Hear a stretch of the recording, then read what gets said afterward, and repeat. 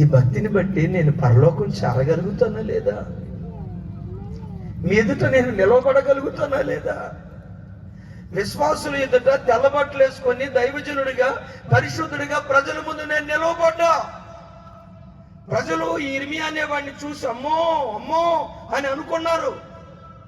ప్రజల ముందు నిలవబడ్డాను కానీ నీ ఎదుట నేను నిలవబడతానా లేదా యేసయ్యా?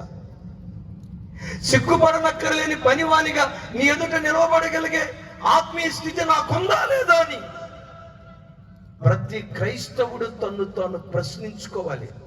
చెల్లి, తల్లి, తమ్ముడా, అన్న, ఒక్క మాట అడిగి వాక్యపు లోతుల్లోకి వెళ్తా.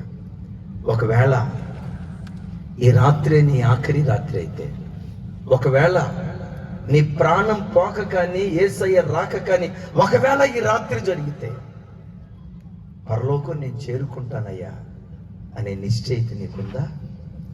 దేవుని ఎదుట నేను నిలవబడతానయ్యా ఆ నిశ్చయిత నీకుందా? దేవుని ముఖాన్ని ముఖాముఖిగా నేను చూస్తానయ్యా, కోటాను కోట్ల పరిశుద్ధులతో కలిసి ఆ బంగారు వీధుల్లో, బంగారు రాజవీధుల్లో నేను కూడా సంచరిస్తానయ్యా అని చెప్పగలిగే దమ్ము, ధైర్యం ఈ వాక్యం వింటున్న నీ బ్రతుకులో ఉందా? ఒకసారి ఆలోచించు.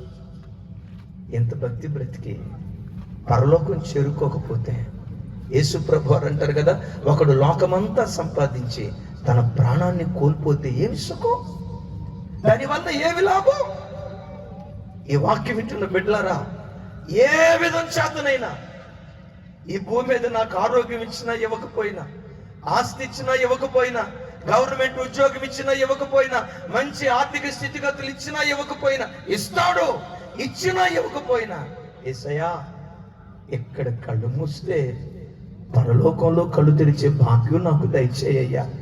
పరలోకపు రాజు వీధుల్లో సంచరించే కృప దేవుడు మనకు దయచేయును గాక. బాధాకరమైన సంగతి ఏంటో తెలుసా?